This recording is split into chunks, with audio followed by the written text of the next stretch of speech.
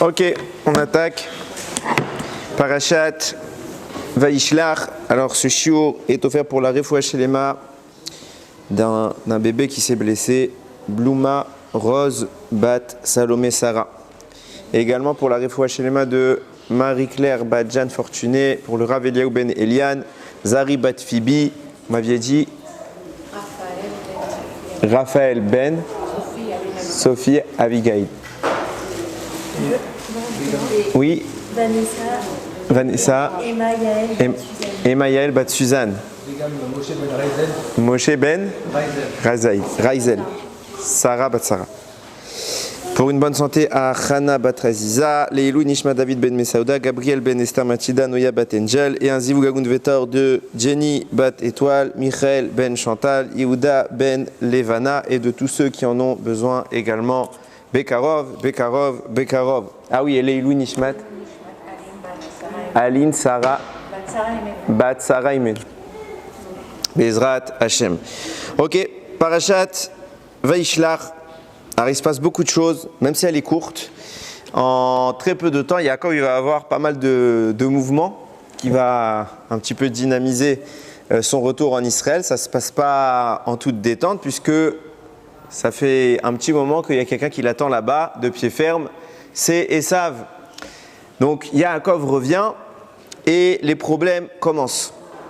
Donc on connaît l'histoire. Yaakov arrive, il envoie des émissaires. On va à peu près tout redétailler. Ok, et donc il envoie ses émissaires, ils reviennent, ils lui disent waouh, Esav il arrive, il est accompagné de 400 hommes, c'est la guerre. Ok, Yaakov a peur, ok, et c'est pas un manque de Emouna, Yaakov ne se repose pas sur les miracles, ok, donc il a peur. D'autant, j'ai lu dans les commentaires que 2 raisons motivaient sa peur, c'est les mérites qui sont présents chez Esav et absents chez Yaakov. 2. Premier, c'est que pendant 22 ans, Esav faisait Kiboud Avahem et Yaakov ne faisait pas Kiboud Avahem.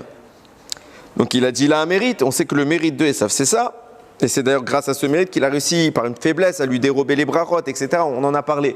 Donc il n'a pas pu faire Kiboud Avahem. Il n'est pas en train de se reprocher de ne pas avoir fait Kiboud Avahem. Il était contraint de s'enfuir. On n'est pas dans le sujet de savoir est-ce qu'il a bien fait, est-ce qu'il n'a pas bien fait. Il a bien fait Pikuach Nefesh. Il n'y a pas débat. Maintenant, il s'avère que lui n'a pas ce mérite et que son frère l'a. Deuxième mérite tout aussi important, Esav, ça fait 22 ans qu'il est en Eretz Israël et pas Yaakov. Et le simple fait d'être en Eretz Israël, c'est une immense mitzvah. Donc, Kiboud Avahem, Eretz Israël combiné, il n'a pas dit Esav il est plus tzaddik que lui. Non, mais il a un mérite. Et un mérite, c'est un mérite. On ne crache pas sur du mérite. Donc même Esav Aracha, il pourrait remporter Chas v'Shalom le bras de fer, donc il a peur, entre guillemets. Donc, il se prépare, Ramim ils disent, on se prépare par plusieurs moyens. Quand il y a un problème, on se prépare par la diplomatie, donc il envoie des cadeaux. On se prépare par la tfila, donc il prie. Et on se prépare à faire la guerre, donc il s'arme. Il se prépare à combattre. Si vraiment il n'y a pas besoin, il ne faut pas rester passif, il faut parfois prendre les devants. Ok, donc il envoie les présents à son frère Esav et en grande quantité. Et il continue sa route, il sépare un petit peu son camp, etc. Et quand il arrive devant le fleuve, le Jourdain, pour rentrer en Eretz Israël, là-bas il va y passer la nuit. Plein milieu de la nuit, il se lève, il réveille tout le monde. Allez, on avance. Il fait avancer tout le monde. Et lui, il va rester un petit peu en arrière, on va en parler. Et là, il va se trouver nez à nez avec un malach, qui est présenté comme un homme. Donc il y en a qui disent que Mamash, il était en tant que malach. Il y en a qui disent que non, il est apparu en tant qu'homme. Mais au d'avar, ça reste que c'était un malach. Il y a une marloquette pour savoir qui était le malach. Il y en a qui disent c'est Michael. Il y en a qui disent c'est le Satan. Ok, Akol Jivrei Elokim Chaim. Les deux sont vrais. J'avais fait, je crois, l'année dernière, j'avais parlé de ça, ou l'année d'avant, j'avais expliqué pourquoi les deux étaient là. Ok. Mais l'avis principal, c'est le Satan. Ce qui revient le plus dans les commentaires, c'est le Satan. Ok, ils se battent, Yaakov l'emporte, et le Satan veut partir. Pourquoi ? Parce qu'il arrive le lever du soleil. Et c'est pas que c'est un vampire, il a peur de la lumière. C'est que est venu pour la première fois de l'histoire le moment où le Satan a eu le droit de faire sa louange d'Akadosh Baruch Hu.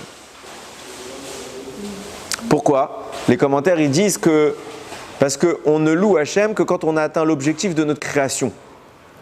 Bashamaim, comme ça les malachim. Quand ils trouvent leur utilité, alors ils louent à Kadosh Baruch Hu.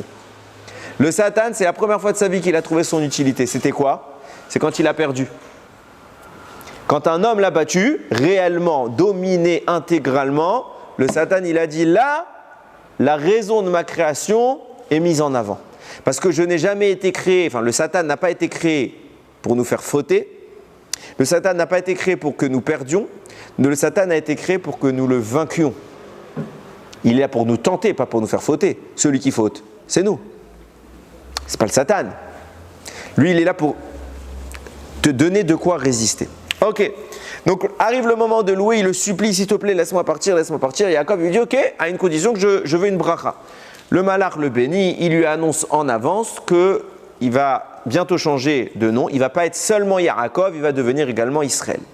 Ok, il continue la route, et là, il arrive devant Esav, il prie, il se prosterne à 7 reprises, et Esav court vers lui. Et là, je vous lis le texte, là qu'on est arrivé, c'est les psukim que je voulais citer, et je lis ce qui se passe.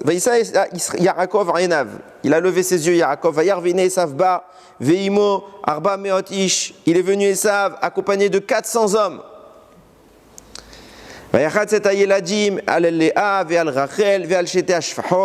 Et donc il a accompagné, enfin il a réparti ses enfants entre toutes les femmes, leur maman, chacun avec sa maman.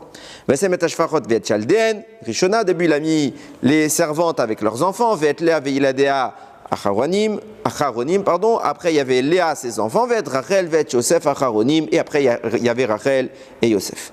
Veu avar livnem, et lui, il est allé devant. Pourquoi? Pour quand même essayer de protéger sa famille. Il commence à prier à Kadosh Baruch Hu, il se prosterne 7 fois. Ad gishto ad achiv, jusqu'à qu'il arrive jusqu'à son frère, c'est son frère qui est arrivé. Vayarot Esav likrato. Et là, Esav commence à courir vers lui. Vayichabekeu. Et il l'enlace, il l'embrasse. Vaïpol al-Tsavara, Vaïchakeu, il est tombé sur son cou, il l'a embrassé, Vaïfkou, et les deux hommes, ils ont pleuré. Je vous promets, je ne sais pas si c'est mon côté rêveur, j'étais en train de réécrire le Dvar Torah et je me dis, franchement, tout ça pour ça. Je vous promets, je m'attendais à la guerre des étoiles. J'attends 400 hommes, Yaakov. Je me dis, il va se passer quelque chose. Waouh, et tout, on va avoir des miracles, il va y avoir des combats, il va y avoir de la grêle qui tombe du ciel. Avraham Avinu, il a pris 4 armées contre lui, il prend de la terre, il lance, ça se transforme en flèche. Il se passe des trucs. Il y a Shrem. Quand ça va à la suite, on connaît la triste histoire où Dina va se faire violer. Shimon, Lévi, ils arrivent. Ils rigolent pas. Ils prennent l'épée. Ils se débarrassent de toute la ville. C'est un combat. C'est épique. On s'attend comme ça, je sais pas, le scénario là, il est pas top. J'ai dit tout ça pour ça.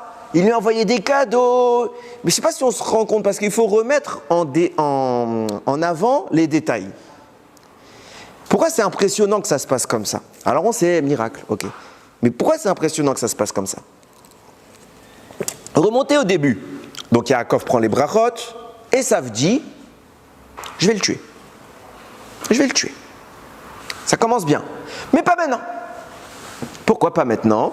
J'attends que papa il meure. Quand papa il sera mort, je m'occuperai de Yaakov. Pourquoi? Une des réponses, il y a plein d'explications. Vous savez que ce n'est pas évident du tout cette raison de pourquoi il a attendu que son père meure. Raison principalement évoquée, Kibud Avaim, première. Deuxième raison, comment? Il aurait pu attendre que sa mère meure aussi. C'est intéressant, c'est écrit dans les Mefarshim cette question. En tout cas, alors il y en a qui disent Autodavar. Ok, il n'a pas fait de dit, il a dit son père parce qu'il était Karov, il était tout le temps en train de parler avec son père.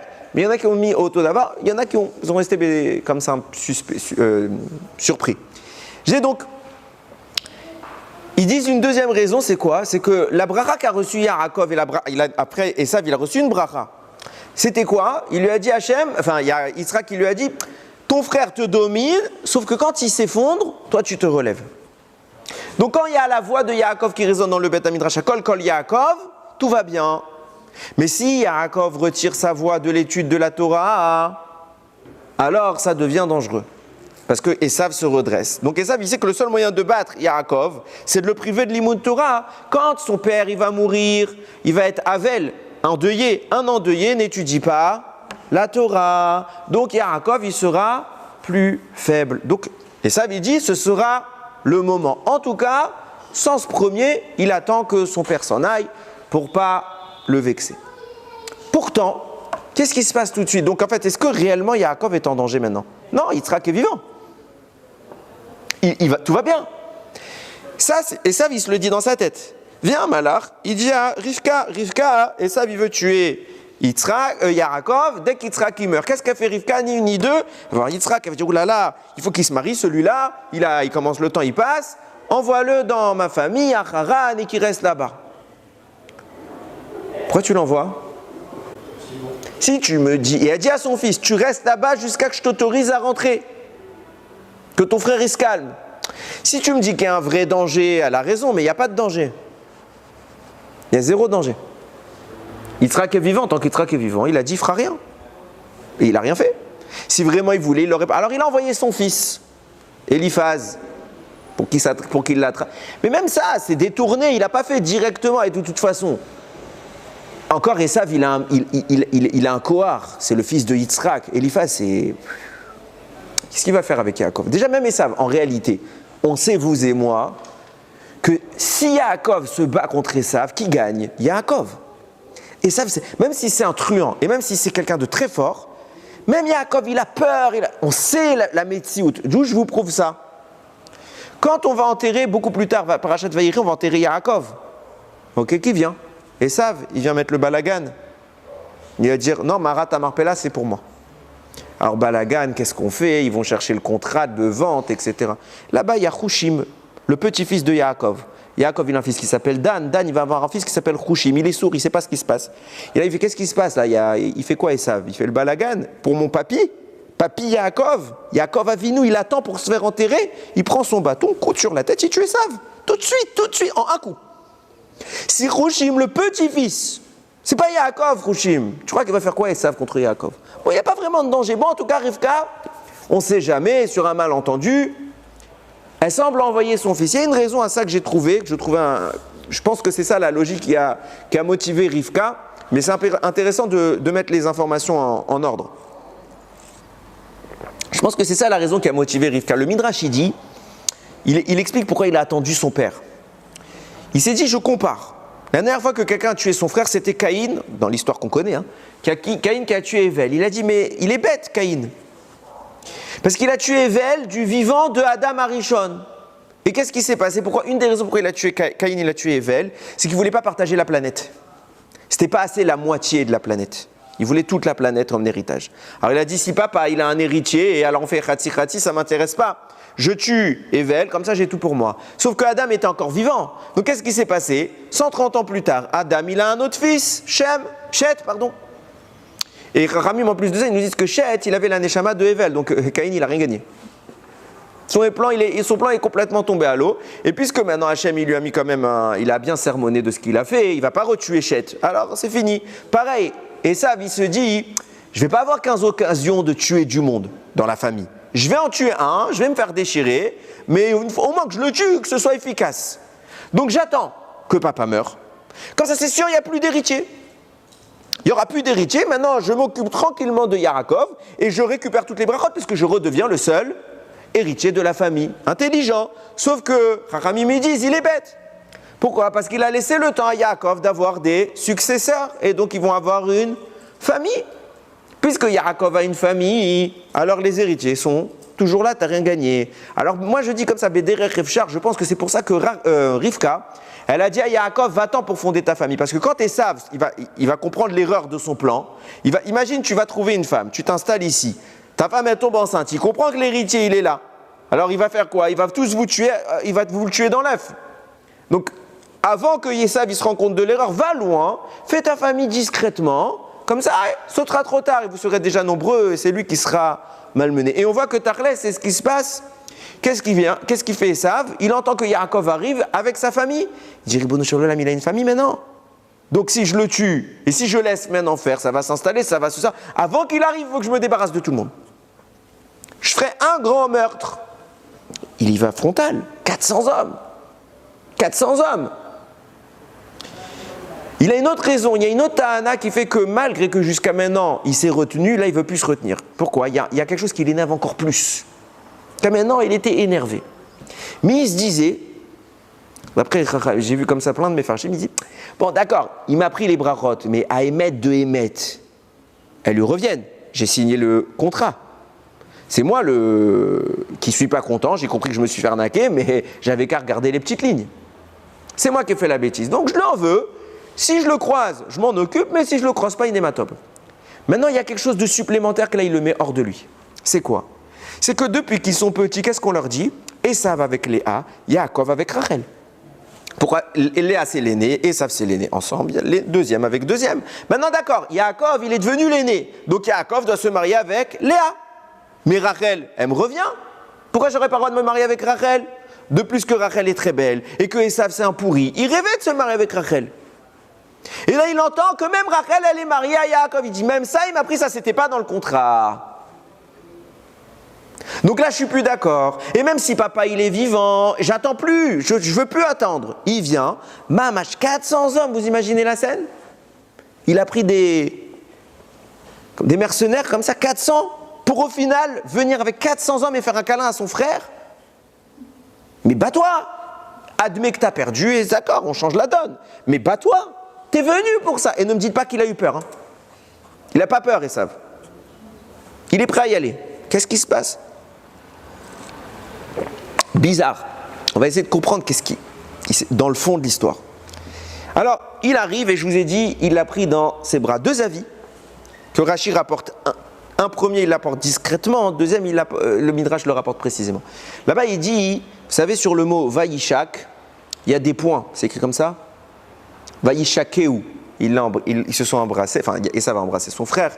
Il y a des points comme ça. Il y en a qui disent c'est pour montrer que c'était pas si sincère. C'était pas sincère. Alors je pose une question. Si c'est pas sincère, pourquoi tu l'embrasses ? T'es venu pour le tuer, tue. C'était pas sincère. Viens Rabbi Shimon Bar Yochai, il dit ma pitom. Au contraire, c'est pour ça qu'il y a les points. Pour insister sur le fait que subitement c'est connu avec Yadoua. C'est une connue, c'est même s'écrit le mot halakha.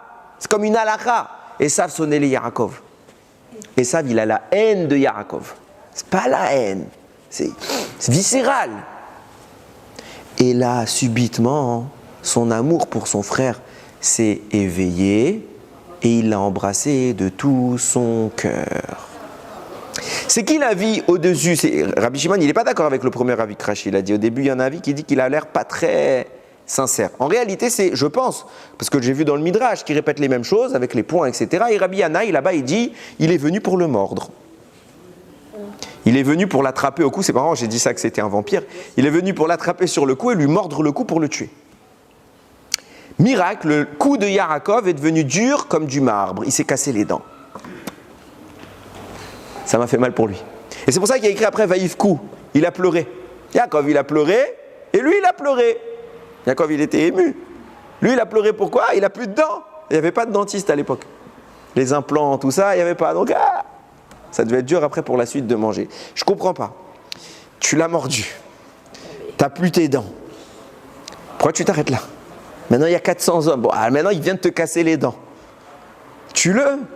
Et ça s'arrête là, l'histoire. Après, là, il ne peut plus dire il y a une marloquette. La suite de l'histoire, elle est claire. Ce qu'il avait en tête, on peut dire il y a débat. On ne sait pas. Mais la suite de l'histoire, elle est claire. Après, il lui dit comment ça va, c'est qui tout ça. Il lui a présenté sa famille. Ils ont fait shalom. Shalom, tout va bien. Il a même dit si tu veux, je t'accompagne. Comment tu peux parler comme ça tranquillement avec le type qui vient de te casser les dents ? Alors, c'est ta faute, tu t'es cassé les dents tout seul. Mais c'est à cause de lui, tout ça. Toute ta vie, elle est pourrie à cause de lui. Bizarre. Alors écoutez bien, on va essayer de... C'est intéressant quand même de voir que l'opinion de Rabbi Shimon Bar Yochai qui dit il l'aimait de tout son cœur, et l'opinion de Rabbi Yanaï qui dit il a tout fait pour le détruire, elles sont aussi opposées, diamétralement opposées. Et j'aime pas ça personnellement. Pour ceux qui commencent un petit peu à me connaître, quand je suis deux opinions diamétralement opposées, c'est qu'il y a quelque chose qui est dérangeant derrière. Et généralement, j'ai pas dit que j'y arrive tout le temps, mais j'aime bien chercher quelque chose de plus profond. Alors comme ça, on va essayer de réfléchir ensemble. Là, j'ai introduit mon propos. Maintenant, vient le Shla Akadosh, il pose 150 questions. Je ne vais pas vous poser 150 questions, il ne pose pas réellement 150, mais il pose mamash plein de questions. Il faudrait prendre tout le passage, depuis le début de la paracha jusqu'à le départ de Esav. Et sur chaque endroit, il pose une question. Je vais en poser que quelques-unes sur les premiers psukim de notre paracha. Donc on revient au tout début de la paracha, vous allez voir que tout se met en place. Vaishlar Yaakov malachim lefanav. Yaakov, il envoie des malachim, El Esav arrive vers Esav, son frère, Artsa Seir, c'est des Sédom, dans la terre de Seir, au champ de Édom, pas Sédom, Édom. Première question sur ce pasouk, vient le Shla Kadosh, il dit malachim. Il a envoyé des malachim. Rashi dit malachim, mamash. Des vrais anges. Traduction, ils ont mis des émissaires, des messagers. Rashi, il dit malachim, mamash. Des malachim. Mais Rashi cite en réalité l'opinion d'un midrash. Et dans ce midrash, c'est une marloquette encore. Rashi cite qu'un avis, mais en fait, c'est une marloquette. Premier avis, il dit des messagers humains. Deuxième avis, malachim, mamash. Encore une fois, on ne sait pas de quoi on parle, parce que les deux avis sont complètement, encore une fois, opposés. Il n'y a que deux types de malachim possibles. Soit c'est des émissaires, soit c'est des anges. Ok ? Bon. Les deux avis sont complètement opposés, mais plus que ça. Pourquoi t'envoies un ange ? Pour aller envoyer un courrier à Esav, t'envoies un malach. C'est débile. Et c'est pas évident qu'il ait le droit. Utiliser un malach, il faut avoir des raisons. C'est pour ça que quand vous entendez souvent des fois des nissim veniflaot, okay, des miracles qui ont changé la nature, etc., il faut faire très attention. On ne sait pas d'où ça vient. On ne sait pas mamash d'où ça vient. Et celui qui a fait ça, s'il n'est pas raoui, s'il a manipulé un malach, parce qu'il a vu des secrets de ce qu'on appelle Kabbalat Maasit, des secrets de Kabbalah, des noms, on invoque le nom du malach et il vient, ok, il va le prendre très, très, très, très cher. C'est pour ça que le Harizal, il est très dur sur la Kabbalat Maasit. Loin, loin, loin, faut vraiment être quelqu'un. Il y a des gens maintenant, ils voient deux mots de Kabbalah, ils se prennent pour des babas salés. Ok. Je reprends. Donc, première question, pourquoi malachim ? C'est quoi la nature des messagers ? Et si c'est des anges, pourquoi des anges ? Artsa Seir, il y a écrit c'est des Édom. Donc, la terre de Seir, le champ de Édom, c'est le même endroit. C'est le même endroit. Pourquoi tu me précises deux fois la même adresse ? Bon, on continue. Vaïtsavotam les morts kotomeroun. Il leur a dit, ainsi vous direz l'Adonil et Esav à mon maître Esav, Kohamar Avdecha Yaakov, ainsi il a parlé ton serviteur Yaakov, Im Lavan Gartier Vaïcha Radata, j'ai résidé avec Lavan et j'ai tardé jusqu'à maintenant. Première chose, encore une fois, écrite kotomeroun, Kohamar, ainsi vous direz, ainsi il a dit. Il y a plus que ça, il y a écrit Vaïtsavotam les morts. Alors dans les traductions, je ne sais pas pourquoi ce mot les morts, il n'est jamais bien traduit. Moi, je me rappelle quand j'étais élève, le professeur, à chaque fois, il disait « Vaïdaber Hachem el Moshe, les morts », ça veut dire en disant. Hachem a parlé à Moshe en disant. C'est faux. Les morts, ça veut dire pour dire. Pour dire. De là, on apprend, je crois que c'est l'Igra des Kala, il dit, quand il n'y a pas écrit les morts, dans les psukim, quand Hachem il parle à quelqu'un, il n'a pas écrit les morts, on apprend de là que le prophète en question n'a pas le droit de répéter. Les morts, c'est pour qu'ils disent. Je t'ai dit pour que tu répètes. Mais si juste je t'ai dit, t'as pas à répéter. C'est la raison pour laquelle quand, je fais un petit aparté, quand Eldad et Medad ils vont prophétiser, okay, Yehoshua il va dire tue-les Moshe. Pourquoi il va vouloir les tuer ? Parce qu'il n'y a pas écrit les morts. Donc la prophétie qu'ils nous ont reçue, c'était pour eux. C'était pas pour être dit aux autres. Et ils l'ont dite. Ils n'avaient pas le droit. Et même de là, on apprend un grand klal. Des fois, il y a un ami, il vous confie un secret. Et vous le répétez. Et quand il apprend que vous l'avez répété, il dit pourquoi t'as dit ? Et toi tu réponds quoi ? Bah tu m'as pas dit que c'était secret. Tu m'as pas interdit de le répéter. Viennent Rachamim mais ils disent tant que la personne ne t'a pas dit explicitement, dis-le, t'as pas le droit de le dire. Quand quelqu'un il te raconte quelque chose et qu'il t'a pas dit les morts pour que tu répètes, alors chut. Ah peut-être qu'il est d'accord. Tais-toi, t'as rien à gagner, tais-toi. Auto d'avoir ici. Les morts ça veut dire pour qu'ils disent. Donc en clair il a ordonné aux hommes ou aux anges pour qu'ils disent, et il leur a dit, ainsi vous direz. C'est répétitif. Deux fois, ils doivent dire. Bizarre. Tout est en double. Vous avez remarqué, il y a tout le temps deux avis, deux choses. Bizarre. L'Adoni, les Esav. À mon maître, à Esav. On aurait dû dire quoi? À mon maître Esav, mon seigneur Esav. C'est bizarre. Pourquoi à mon maître, à Esav? Deux fois on dit à, deux destinataires, c'est le même. Bizarre. Im Lavan Garti, j'ai résidé avec Lavan. Rashi il dit deux commentaires. Et je vous promets, on peut faire ça sur toute la paracha. Je m'arrête là après. Mais on peut faire ça sur toute la paracha. Quand j'ai lu le commentaire du Shla, j'ai dit mais il n'y avait que lui pour remarquer tout ça. J'ai lu les commentaires en question des centaines de fois, j'ai pas fait attention. Il dit Im Lavan Garti. Rashi dit deux commentaires. Pourquoi deux commentaires? Premier avis, il dit Garti, j'ai résidé Milachon guerre. J'étais un étranger. Je n'étais pas quelqu'un de trachouv, je n'étais pas un prince. Pour te montrer ça, regarde, j'ai résidé avec Lavan. Et toutes les brachot de papa qui vont m'élever au-dessus de tout le monde, elles ne se sont pas accomplies. Tu n'as pas de raison d'être énervé. Ça n'a pas marché. Je suis un quelconque parmi tant. Donc là, Yaakov vient ici, quelque part, il se rabaisse. Il dit, il n'est pas quelqu'un, il est insignifiant. Donc tu n'as pas besoin de t'énerver contre moi. Et d'un autre côté, il dit, non, Im Lavan Garti Gematria 613. Pour dire à Esav, sache que j'ai résidé avec Lavan pendant 22 ans et pas une avéra j'ai fait. J'ai respecté les 613 mitzvot, je suis resté tzadi, gamour. C'est pas toi qui me fais peur. Je comprends pas. Tu viens de premier avis de Rashi, je me rabaisse, D'un autre côté, je te montre de la gaava, combien je suis grand. D'un côté, je viens de te dire je suis un étranger. De l'autre côté, je suis un gaon.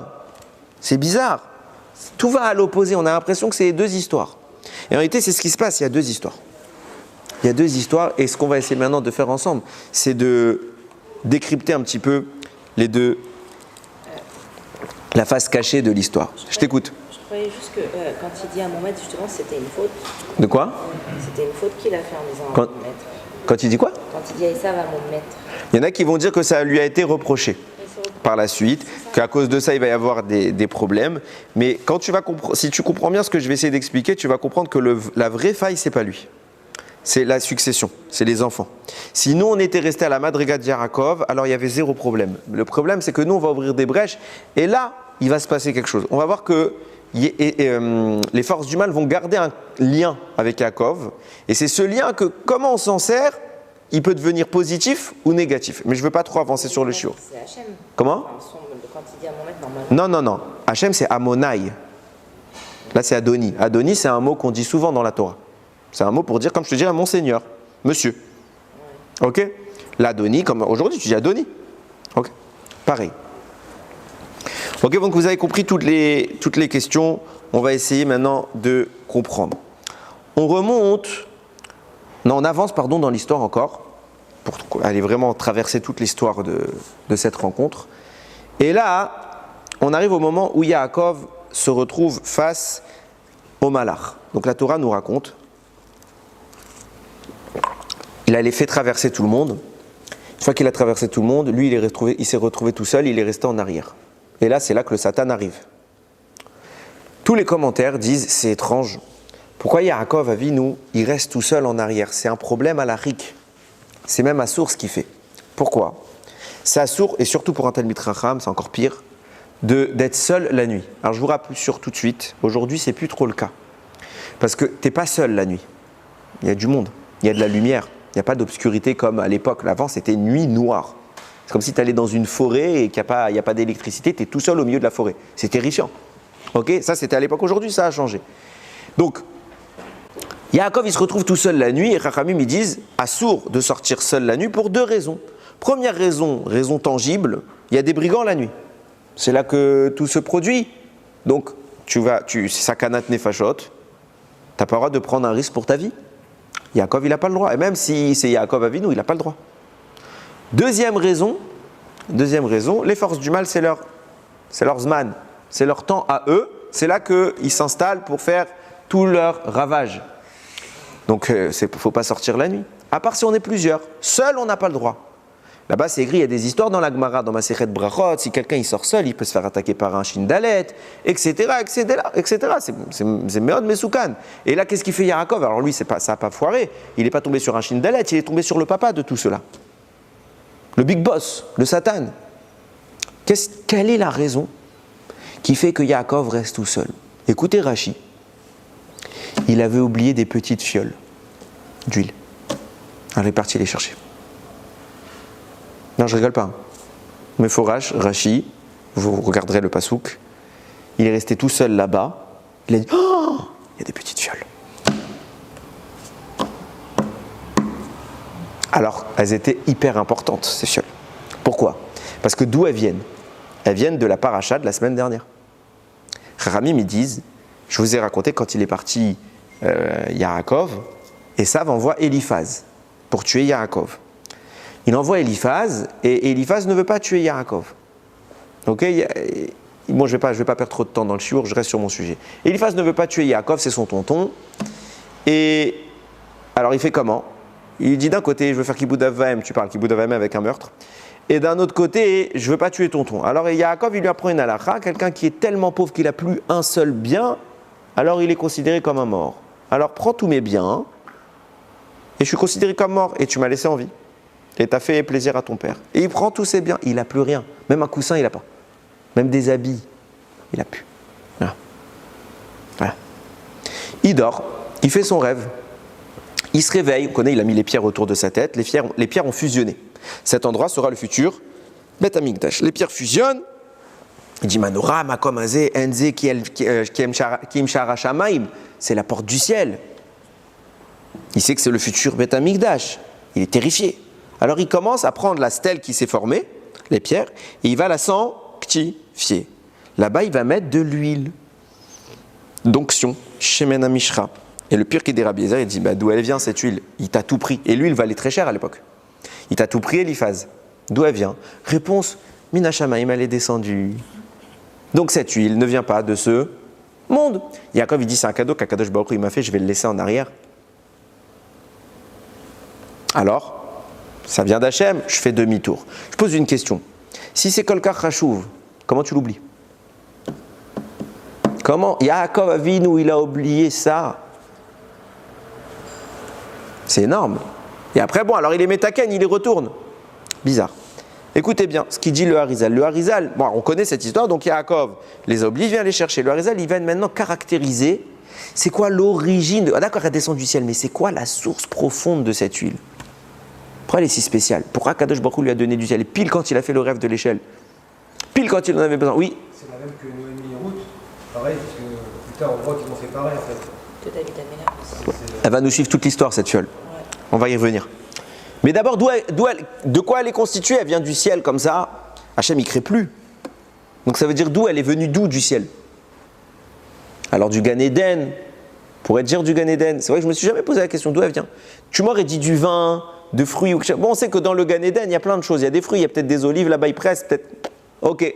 D'où elle vient cette huile? Écoutez bien ce qu'il dit le Harizal. Il dit, cette huile, c'est toutes les nitzotzot qui sont encore prisonnières dans ce monde. Je l'explique non-stop dans mes shiurim, le Harizal en parle à foison. Dans ce monde, à chaque fois que, déjà à la base, mais à chaque fois qu'on va faire des avérotes, on va perdre des étincelles de Gdusha. Le but, c'est de faire ce qu'on appelle un tikkun, c'est de récupérer ces étincelles de Gdusha. Ok? Quand on fait notre travail, quand on fait nos mitzvot, alors on fait monter les étincelles Bashamaim. Quand on fait des avérotes, on augmente le nombre d'étincelles qui est bloqué. Viens nous dire le Harizal, c'est quoi la source de cette fiole d'huile si spéciale qui est apparue au moment où Yaakov a fait son rêve et que Yaakov maintenant il va aller la chercher? C'est les étincelles de Gdusha qui sont encore prisonnières de ce monde. Et de là, on en arrive à quelque chose de très suspect, très étrange, qui change un peu le sens de lecture de notre paracha.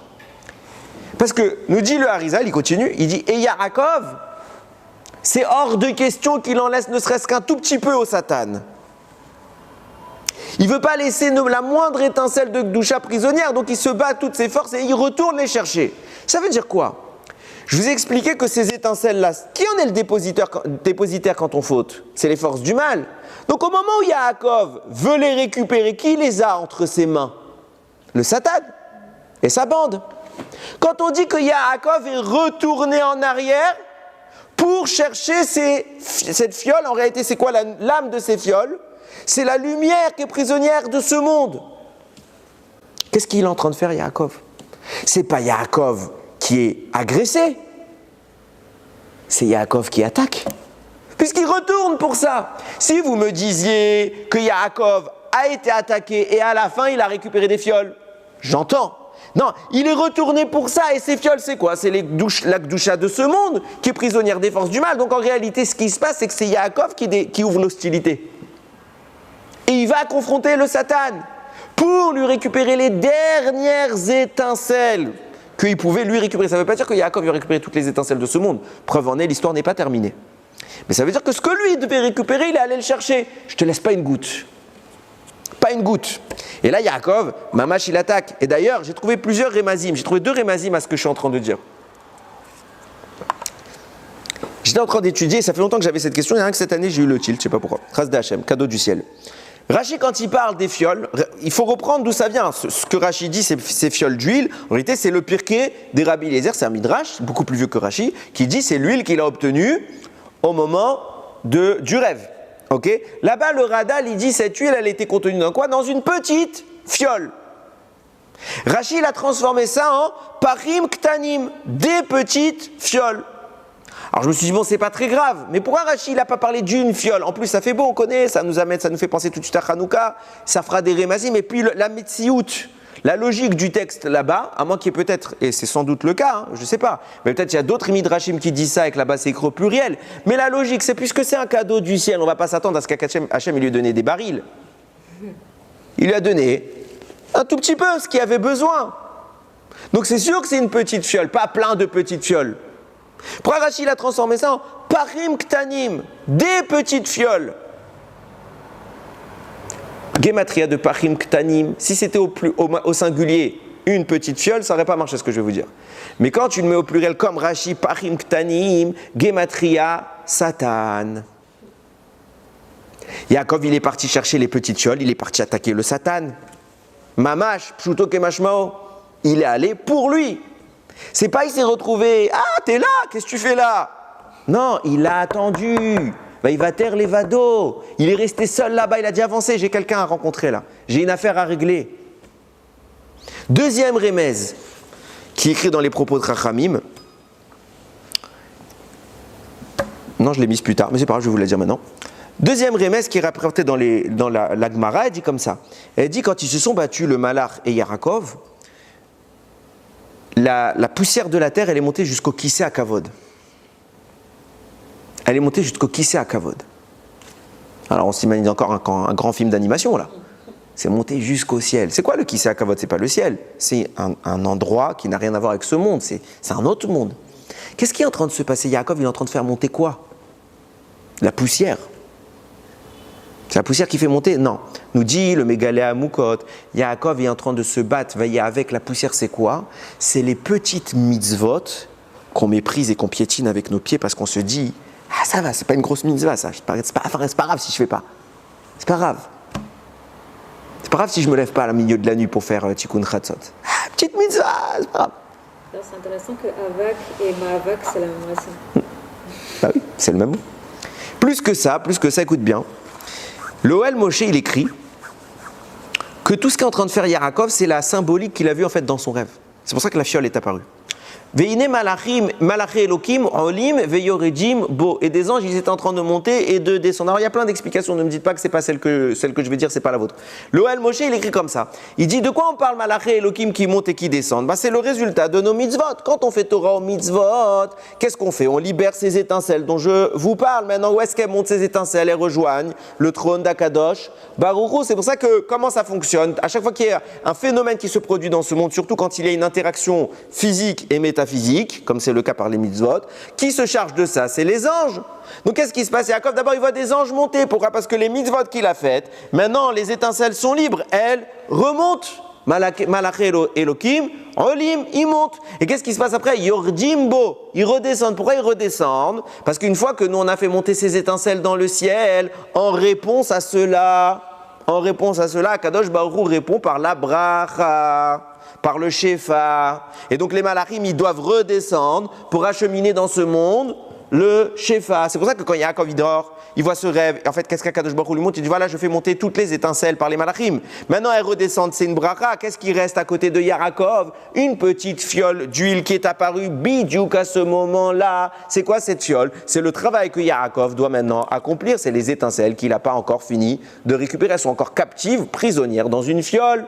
Et toi, tu dois ouvrir le bouchon pour les laisser sortir. C'est quoi ce bouchon? C'est le Satan, c'est les Averot, c'est les mitzvot que tu n'as pas encore faites et que tu vas faire et qui vont permettre la libération totale de cette Gdusha. Qu'est-ce qu'il est en train de faire Yaakov? Il va se battre avec le Malach. Qu'est-ce qu'il fait? Qu'est-ce que nous dit Rachamim? La terre, la poussière, elle est montée jusqu'au Kisei HaKavod. C'est quoi cette poussière?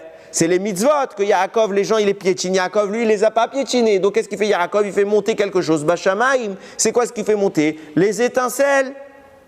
Et là, il est en train de libérer quoi? Puisque ces étincelles, nous a dit le Harizal, c'est ça qui sont la constitution de la fiole. Il est en train de reprendre la fiole. Au Satan, je vous ai posé la question tout à l'heure, comment ça se fait que Yaakov les a oubliés? Il les a pas oubliés, il les a pas encore obtenus. Mais le Satan espérait qu'on les oublie. Yaakov, il dit, vaïvater, les vados, je reste tout seul, mais je les oublierai pas. Même les petites mitzvot que tu veux garder pour toi, je te les laisse pas. Je récupère toute la Gdusha que je dois récupérer dans ce monde. Et là, il y a un combat. Le seul véritable combat de la paracha. Maintenant, grâce à cette idée-là, on comprend que Yaakov, en réalité, son cheminement initial, c'était de s'en prendre au Malach et d'abord le combattre, le confronter lui, pour aller récupérer là-bas les fioles d'huile. C'est quoi ces fioles d'huile? Les étincelles de Gdusha, les mitzvot que les gens ne veulent pas pratiquer. Qu'est-ce qui se passe? Selon ce cheminement, vous allez voir qu'il y a deux histoires dans la paracha parce qu'il y a deux antagonistes à Yaakov. Il y a Esav et il y a son Malach. C'est pour ça que toute l'histoire, elle est doublée. Tout ce que fait Yaakov, il y a deux avis. Nous dit le Shlakadosh, c'est pas mes mots. Viens nous dire le Shlakadosh, regardez comment les choses elles sont faites. On a dit quoi au début? Vayishlach Yaakov, malachim, mamash, des vrais anges, il a envoyé. Avis numéro 1, avis numéro 2, des humains. Qui a raison? Nous dit le Shlakadosh, c'est même pas une marloquette, les deux ils sont d'accord. À qui il envoie les hommes? Il envoie mamash des hommes. À qui? À un homme, à Esav. Pour parler à Esav, j'ai pas besoin d'un ange. Donc il envoie des malachim, des humains, des messagers comme vous et moi. Mais maintenant, puisqu'il doit aussi récupérer les étincelles de l'ange de Esav, alias le Satan, il ne va pas envoyer un homme pour aller prendre ces étincelles, pour lui expliquer le combat, pour lui déclarer la guerre littéralement. Pour faire sa déclaration de guerre, il ne peut pas envoyer un homme, il ne va pas le trouver. Il envoie quoi? Des malachim, eux ils savent où il est le Satan. Un ange contre un ange. Les deux avis sont d'accord. Qu'est-ce qui se passe? Où est-ce qu'il envoyait? On avait dit, que je retrouve mes psukim, il y a écrit là-bas, Artsa Seir, c'est des Édom, deux fois la même adresse, la terre de Seir, le champ de Édom, deux fois la même adresse. Pourquoi? Seir, c'est la destination pour le Satan. Et où on voit que Seir, c'est la destination pour le Satan, on voit ça, on va expliquer plus à l'heure, mais retenez l'information, on voit ça à Kippour.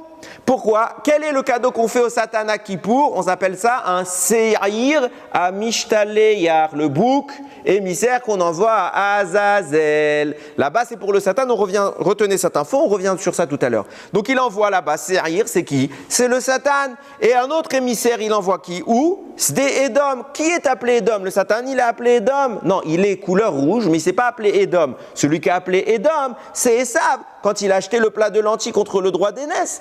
Là-bas, il a écrit, c'est pourquoi on l'a appelé Édom. Donc les malachim prennent un chemin et les humains prennent un autre chemin. On continue sur le champ des questions. Là-bas, il y a écrit Vaïtzaotam, les morts kotomeroun. Il y a écrit vous direz. Bah oui, parce que vous direz à lui et vous direz au malach. Et c'est vrai qu'il dit l'Adoni, l'Esav, à mon maître, à Esav. Deux personnes différentes. Un, vous allez parler à Esav, et un, vous allez parler à Adoni. C'est qui? C'est le Malach. Deux différents. On continue. Im Lavan Garti, j'ai résidé avec Lavan. Qu'est-ce qu'il lui a dit? D'un côté, il a dit, je suis un moins que rien, regarde, je suis pas chachouv, j'ai pas les brachot de papa. D'un autre côté, il dit, je suis pas un moins que rien, je suis meilleur chachouv. Pourquoi? 613 mitzvot. Qu'est-ce que Esav en a à faire des mitzvot? Depuis quand c'est un argument face à Esav les mitzvot? Il s'en moque, c'est un rachat. Qui est dérangé par les mitzvot? Le Satan. Im Lavan Garti, je ne suis pas devenu rachouv. Il dit ça à son frère, bon regarde, viens on fait la paix, il n'y a pas lieu de se disputer pour ça, regarde ça s'est même pas produit, tu n'as rien perdu. Ok. Et quand, donc là, il fait profil bas. Et face au malach, il dit, toi, sache bien, 613 mitzvot, je les ai toutes faites. Il n'y a pas une que j'ai laissée en arrière. Ça veut dire quoi? Je reprends tout. Toutes les étincelles, je vais te les reprendre. Et maintenant qu'il a envoyé toutes les infos, et ça arrive, et le Satan arrive, et Yaakov, il vient monter sur le ring. Il monte sur le ring parce qu'il faut que ça se passe, ça se fasse. Et il vient faire monter, récupérer ses étincelles. Et regardez ce qui se passe à ce moment-là. Le combat démarre. Premier round, Yaakov gagne. Ok? Il immobilise sa cible, il le met par terre, il lui dit « c'est moi le champion ». Ok. Et à la fin on entend ding, ding, ding, ding, ding, le soleil se lève. Ok? Fin du combat, KO. Sauf que le malach va frapper Yaakov à la hanche. Vayar, il a vu qu'il ne pouvait pas le battre. Vaïga bekaf yerecho, et il a frappé sur sa cuisse. Vateka kaf yerech Yaakov, et il s'est luxé la hanche. Je croyais que c'était le nerf sciatique. C'est le même endroit, c'est là qu'il est. Ouais. C'est pour ça que quand tu as une sciatique, tu as très mal aux genoux, tu as du mal à te déplacer. Ok, qu'est-ce qui se passe? Depuis tout à l'heure, je vous explique, et c'est intéressant. Qu'est-ce qu'il a pris Yaakov? Il est venu chez le Satan pour lui prendre les fioles, les étincelles. Il fait monter les fioles, et qu'est-ce qui se passe? En réponse à ça, il y a de la gdoucha qui descend, c'est la bracha. Okay? Ce qui vous explique pourquoi le sens de lecture du mot va s'inverser. Prenez le mot par. P, kaf, sophite. Ok? Ça monte, c'est les fioles. Quand elles redescendent, c'est à l'inverse, ça fait kaf. Kaf, c'est quoi? Bekaf yerecho, il l'a frappé à l'endroit de sa hanche. En clair, je vais vous dire quelque chose qui paraît très étrange. La bracha conséquente à la victoire de Yaakov, c'est que l'ange ait réussi à le frapper à la hanche. Je vais m'expliquer, je vous rassure, je ne suis pas encore complètement dingue. De quoi on parle? Comment une victoire, surtout d'ordre spirituel, peut être récompensée par une blessure? Et quand j'ai lu ce que je vais vous dire maintenant, alors là, je suis tombé par terre. Il y a un Mefaresh qui s'appelle Leshem Shevo Ve'Achlama. C'est pas un Mefaresh, c'est le grand-père du Rav Eliashiv, un immense Mekoubal que je cite de temps en temps. Son livre de Kabbalah, Mamash, c'est quelque chose de vraiment profond, Mamash. Il rentre dans des détails très, très, très poussés, très techniques. Et là-bas, il dit quelque chose, Mamash, c'est invraisemblable ce qu'il écrit. Il dit, c'était quoi ce combat en fait?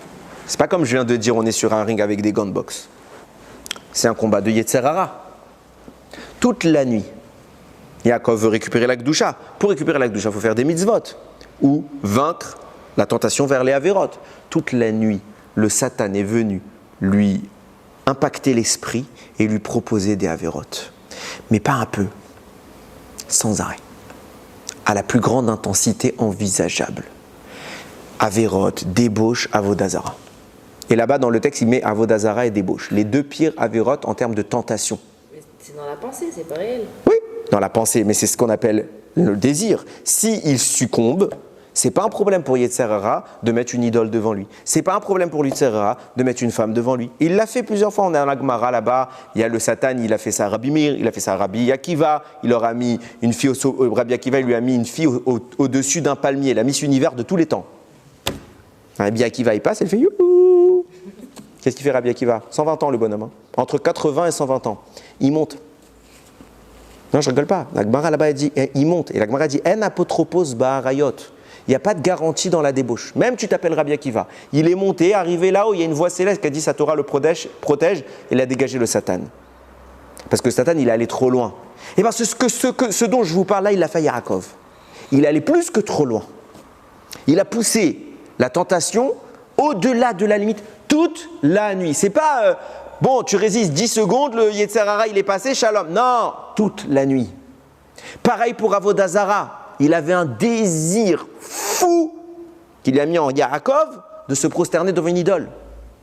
Nous dit le Leshem Shevo Ve'Achlama. Yaakov, pas une fraction de seconde il a cédé. Il n'a même pas eu un début d'intention, peut-être je lâche un peu l'affrontement. Rien. Toute la nuit, il est resté de marbre. Il a résisté toute la nuit au point que le Satan, rien il a pu faire. Et c'est ça qui a écrit.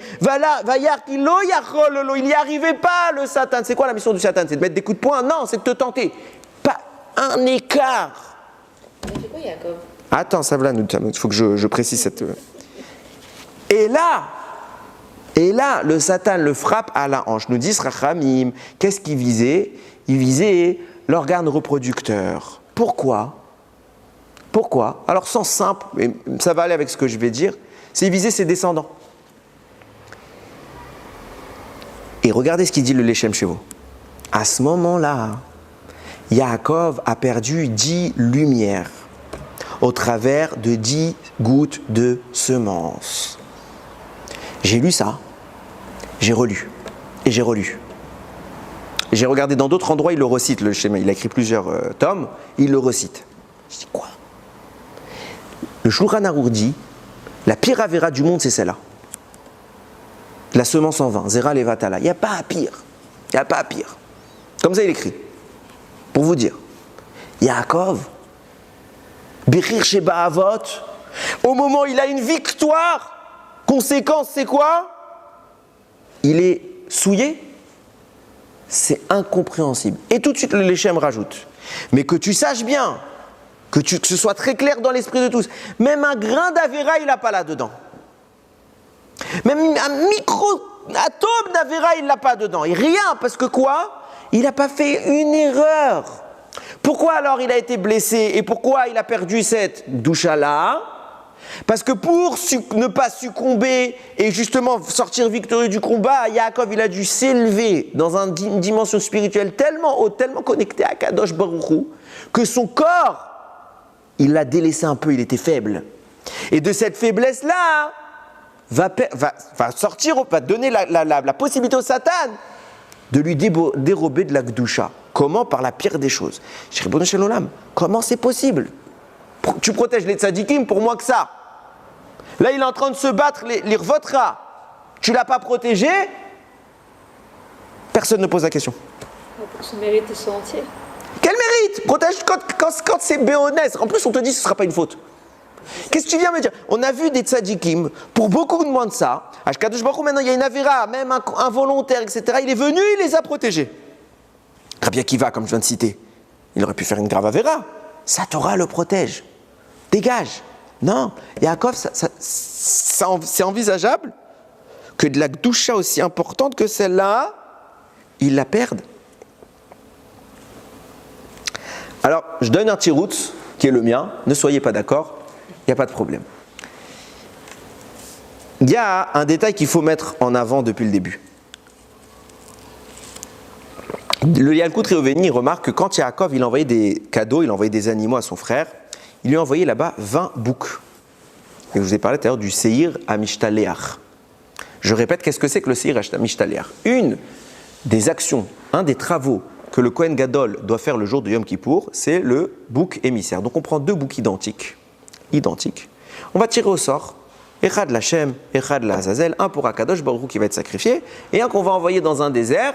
Là-bas, il va en direction d'un endroit qu'on appelle Azazel, sens simple, sens profond. Azazel, c'est les forces du mal. Et tous les Mefarshim me disent, mais comment on peut faire un truc pareil? C'est Avodazara. C'est Hachem qui nous demande de faire Avodazara maintenant.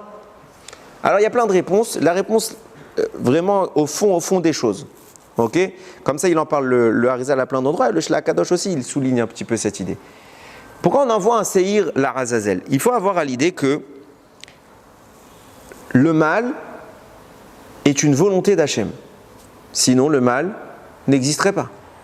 Le mal n'est pas une entité indépendante d'Akadosh Baruch Hu. Le mal est un serviteur d'Akadosh Baruch Hu. Comme Dieu a créé le ciel et la terre, il a créé tous les malachim, il a créé le Satan. Il n'y a rien qui échappe au contrôle d'Akadosh Baruch Hu. Il ne faut pas croire que c'est une rébellion dans le ciel. Même si certains textes le disent, il faut savoir qu'est-ce que ça signifie. Okay? Ce n'est pas une rébellion au sens je fais ce que je veux, je suis plus fort que toi et je te défie et peut-être je vais te battre. Non, Chas v'Shalom, c'est Avodazara de parler comme ça. Le Satan, c'est la volonté d'Akadosh Baruch Hu. D'ailleurs, quand il a été créé, qu'est-ce qu'Hachem il a dit à Bereshit? Tov, Me'od. Donc il y a une ambiguïté. C'est Tov, Me'od. C'est très très bon. C'est quoi cette ambiguïté? Ça veut dire que d'un côté, il est Ra, il est mauvais, Yetzer Hara, et d'un autre côté, il est Tov. Et le Shla, il le dit, Il dit, vous voyez bien qu'à chaque fois qu'on va parler du Satan, il va y avoir deux mots. Soit on va dire Malar Amavet.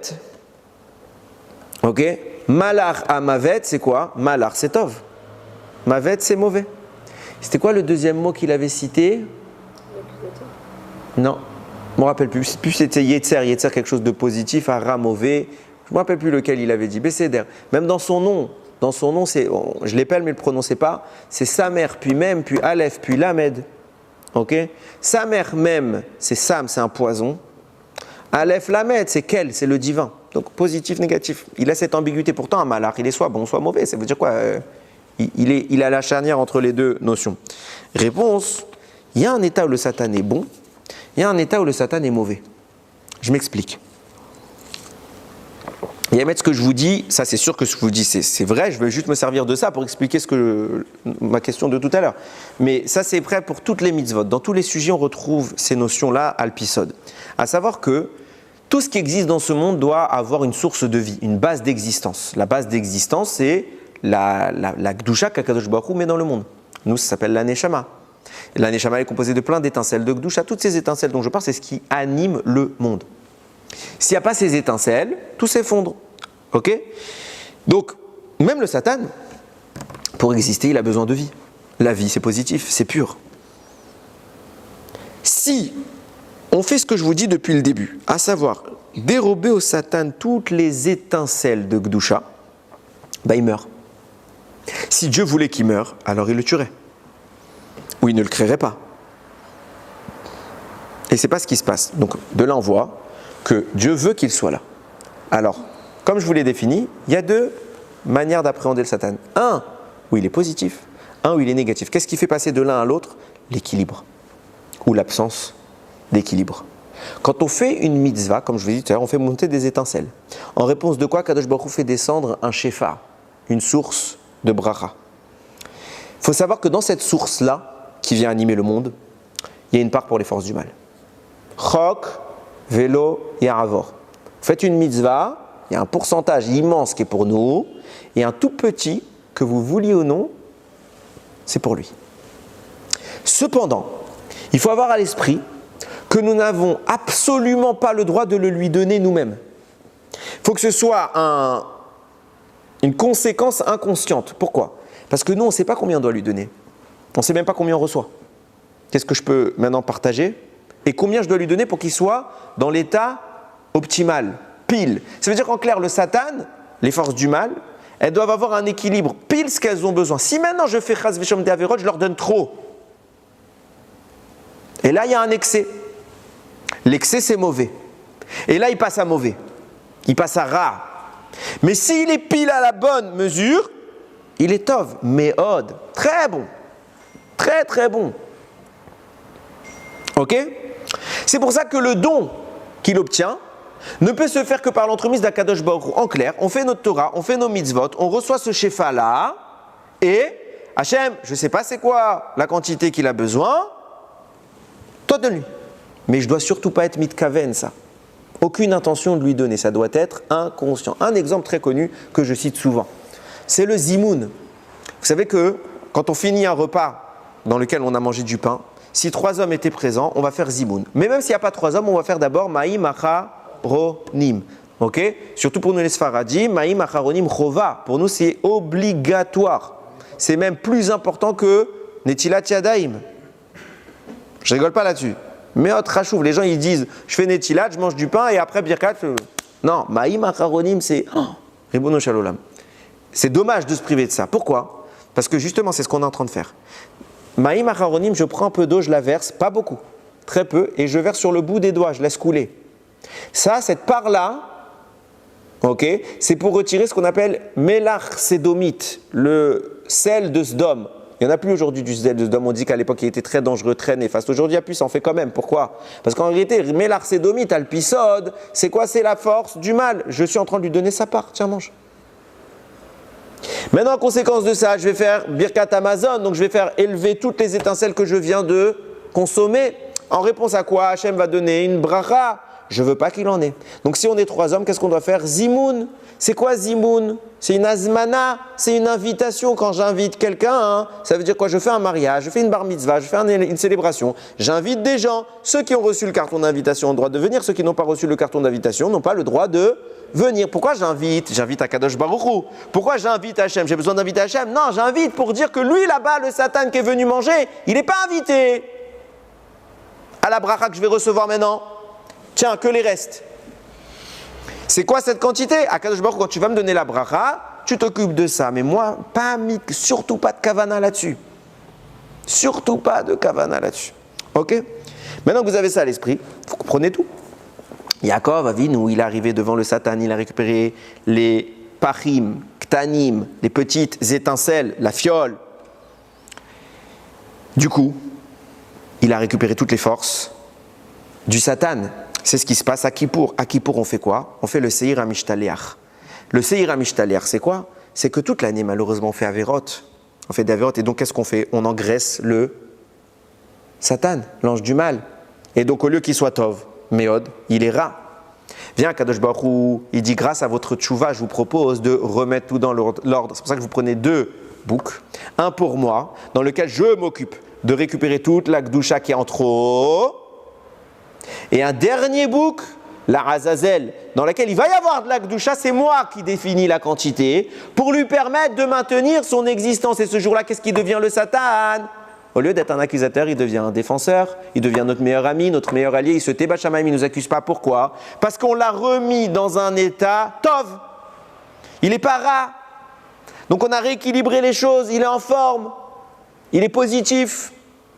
Yaakov Avinu, pendant 20 ans, il était chez tonton Lavan, il n'a pas pu envoyer le Seir HaMishtaleach, il n'a pas pu donner des forces, des énergies aux forces du mal. Alors qu'est-ce qu'il fait? Puisque 20 ans il a travaillé chez Lavan et 20 ans il n'a pas fait le Seir HaMishtaleach, alors il lui envoie 20 boucs. Écrit comme ça, c'est le Gali Raza, mais je le rapporte au nom du Yelkut Reuveni, parce que là-bas, le Gali Raza, on n'a pas le Mékor, la référence. C'est le Yelkut Reuveni, le cite. Ok? Donc, il rétablit les choses, il dit, j'ai pas fait. Donc, tiens, Esav, je vous redonne à vous les forces du mal, votre part. Pas plus. Quand il arrive et qu'il a annoncé tout ça, le Satan, il en compris, il compte me remettre à la diète. Je suis pas d'accord. Là, le Satan, il vient, il se bat, Yaakov le sort victorieux. Et il récupère toute la Gdusha du Satan qui était en excès.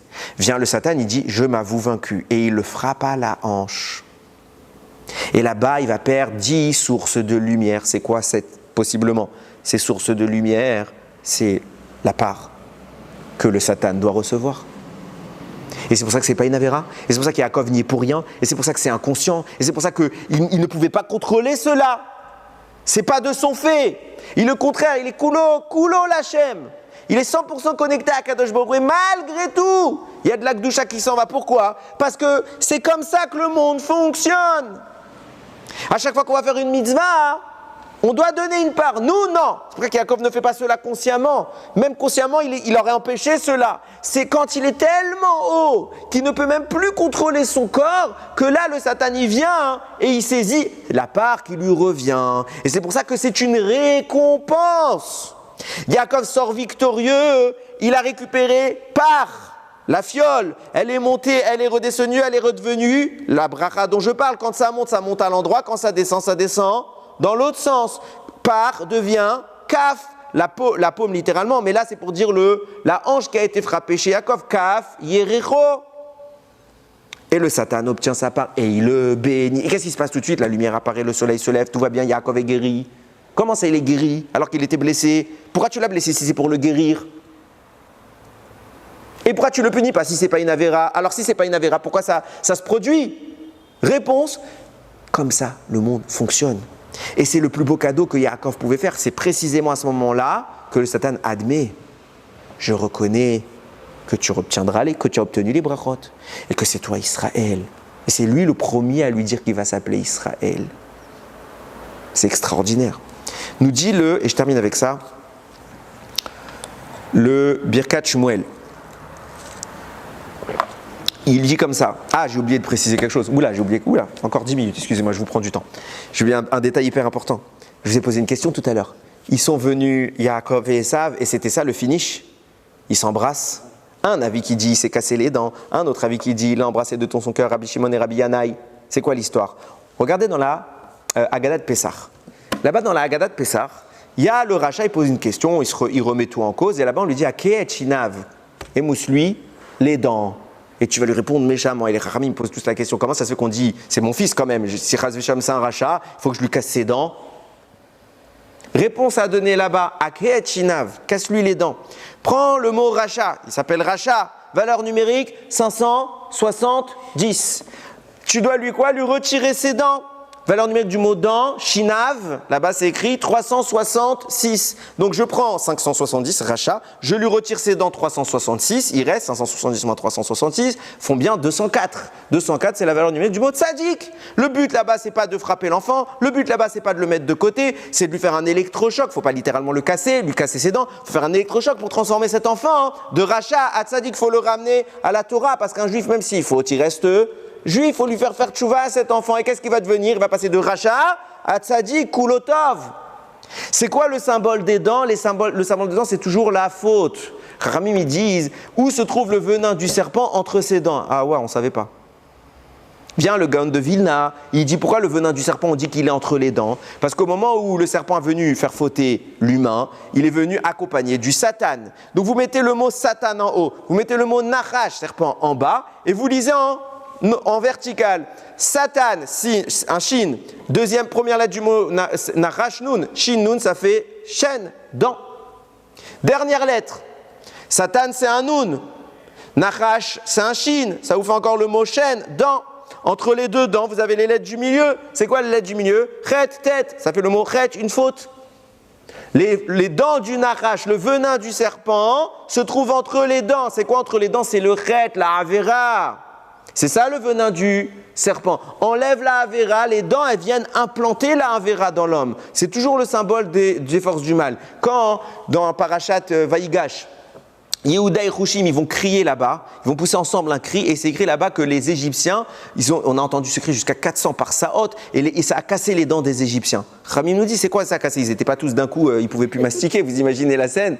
C'est Chaz Vesham, c'est pas du tout ça, c'est qu'on est en train d'expliquer qu'ils ont détruit toute la Sitra, ils ont enlevé les forces du mal au d'avoir ici. Viens Esav, avec tout ce que Yaakov il a préparé en amont, qu'est-ce qui se passe? Yaakov il a récupéré les fioles, il a récupéré les étincelles de Gdusha, il a fait du Satan, son ami, les sources du mal qui nourrissaient Esav, elles ont disparu, donc les dents d'Esav, comment elles ont disparu? Parce que Yaakov il a été solide comme du marbre, il a résisté à toutes les tentations du Yetzerara, alors les dents de Esav se sont brisées parce qu'il n'avait plus de force du mal sur lesquelles s'appuyer, et puisqu'il n'a plus de force du mal, il est venu pour mordre. Il est venu pour que Yaakov s'effondre, mais puisqu'il n'y a plus ces forces du mal là, qu'est-ce qui se passe immédiatement? On nous dit Rabbi Shimon Bar Yochai, c'est connu, Esav sonnait les Yaakov, c'est Esav, il déteste Yaakov, mais à ce moment-là, il l'aime. Pourquoi? Parce que l'ennemi est devenu l'ami, le rachat est devenu un tzaddik, le Satan qui était Ra, il est devenu Tov Meod. Donc à ce moment-là est venu Esav et Mamash il a embrassé son frère. Mais seul défaut, c'est que par la suite les enfants de Yaakov ne seront pas Yaakov. Et c'est pour ça que c'est au niveau de la hanche et de l'organe génital qu'il a été frappé pour annoncer il faut pour qu'on reste comme ça amis, il faut que tu arrêtes de me donner trop à manger. Si tu me donnes trop à manger, tes enfants en paieront. Et c'est ce qui va se passer malheureusement par la suite. Nous dit le Birkat Shmuel, cette fiole d'huile qui est constituée des étincelles que Yaakov a récupérées. Il est évident que c'est la fiole qu'on a utilisée de génération en génération et que Moshe il a utilisé pour faire l'onction du Mishkan. Que grâce à ça, Yaron à Cohen il a reçu son huile sur la tête pour devenir Cohen Gadol. Que grâce à ça, David Amelech il a reçu son huile sur la tête pour devenir Melech HaMashiach. Et que beaucoup plus tard, à l'époque du deuxième Beth Amikdash, sont venus les Hashmonaïm. Et ils ont trouvé comme par miracle une fiole d'huile qui était restée intacte. Comment une fiole d'huile reste intacte? Comme par hasard, ils l'ont pas vue. Réponse, elle n'était pas là. Mais quand ils ont fait tchouva, quand ils ont nettoyé le Beth Amikdash, quand ils se sont opposés aux Grecs, ils ont élevé les étincelles de Gdusha, ils ont obtenu la fiole d'huile. Et là, elle apparaît, cette fiole d'huile qui disparaît et réapparaît à chaque fois qu'on en a besoin, ou plus précisément, à chaque fois qu'on fait le job, à chaque fois qu'on fait le travail. C'est pour ça que nous dit le Bnei Issachar, l'endroit où Yaakov a été frappé. Dans la Kabbalah, cet endroit c'est la sphira qu'on appelle Hod. Hod.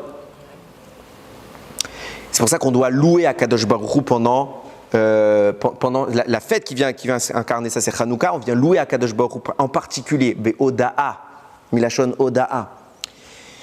Cet endroit-là, cette sphira-là, C'est de là que se nourrissent les prophètes.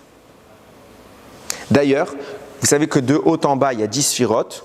Okay, quand vous descendez de la 10e du haut jusqu'à Hod, c'est la 8e, vous expliquant pourquoi Hanouka dure 8 jours.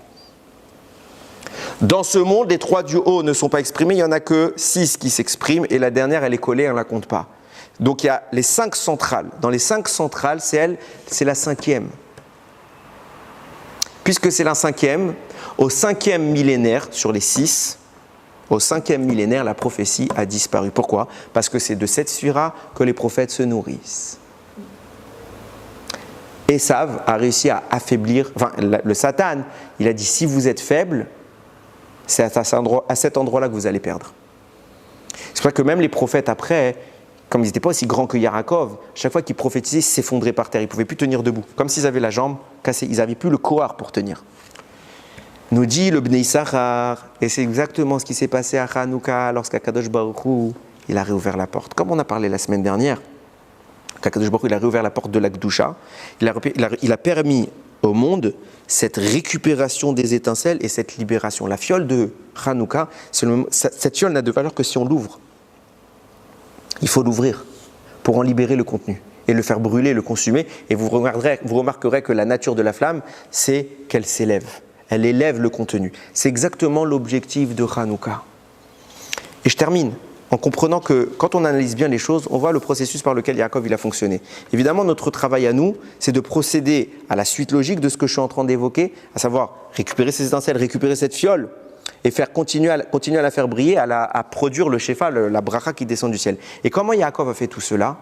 Dans sa vie, dans son fonctionnement, Yaakov il avait 2 possibilités. J'ai Esav devant moi. J'ai un problème. Esav est un problème. Comment je règle le problème ? Je peux chercher des solutions physiques. Mais quand j'ai un problème, la Gemara a dit tout celui qui a un problème, celui qui a mal à la tête, il a des problèmes de santé, etc. Ça ne veut pas dire que tout le monde est un rachat quand il a ça. Chas v'shalom. Okay, il y a des gens qui naissent malades parce qu'ils ont un tikkun. Mais je parle de quelqu'un, il va bien et d'un coup, tac, il n'est pas bien. D'où ça vient ? La Gemara a dit il doit être mepashpesh pe ma'asav. Il doit scruter ses actions. Yaakov Avinu, toute sa démarche pour battre Esav, c'était quoi ? Elle était rouchanite. D'abord rouchani, après conséquence gashmi. D'abord, je m'occupe du combat spirituel. Et si le combat spirituel, j'en suis sorti victorieux, alors je peux dégainer mon épée contre Esav. Mais jusque-là, j'ai peur.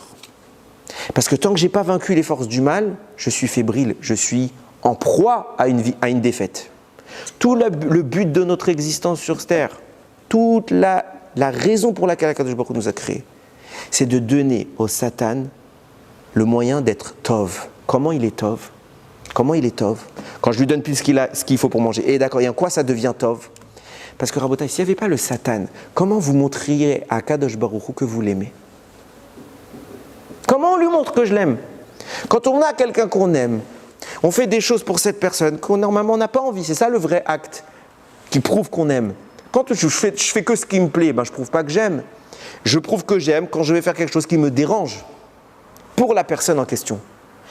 Pareil, encore pire pour Akadosh Baruch Hu. S'il n'y avait pas le Satan qui viendrait me proposer autre chose qu'Hachem, à quel moment je pourrais montrer à Akadosh Baruch Hu je t'aime ? L'existence du Satan est le moyen de scander à Akadosh Baruch Hu notre amour pour lui. Il ne faut pas se servir du Satan comme étant en permanence sur la défensive. On doit sublimer le mal pour en faire quelque chose de merveilleux. Cette merveille, c'est notre amour pour Akadosh Baruch Hu. C'est ça Hanouka. On va allumer, on va essayer de chercher cette doucha-là et dire, dans la nuit, dans le moment où les forces du mal sont là où il y a de l'opposition, moi je suis celui qui va essayer de faire briller la lumière.